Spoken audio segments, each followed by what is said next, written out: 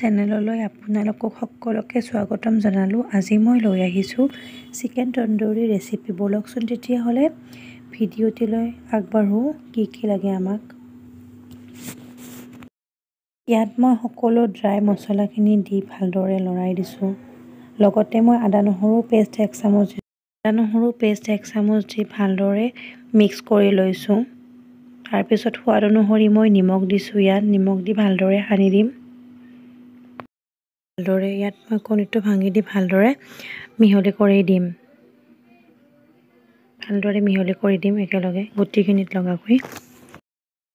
তাৰপিছত মই ইয়াত ময়দাখিনি দি মিহলি কৰি লগতে মই ইয়াত জালুকৰ গুড়িখিনি দি ভালদৰে মিক্স কৰি দিম। কৰা হৈ গ'ল। এইখিনি মই 2 ঘণ্টামানৰ কাৰণে ফ্ৰিজত ৰাখি দিম ঢাকোন লগাই।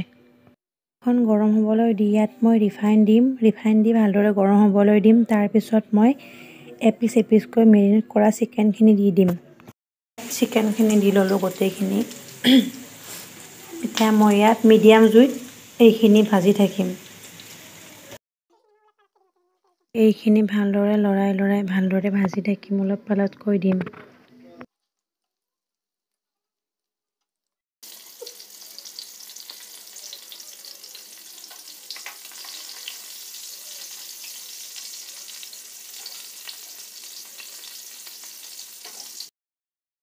ভালদৰে ভাজি লোৱা হোৱাত ৰঙচুৱা পৰাত এইখিনি মই নমাই দিম।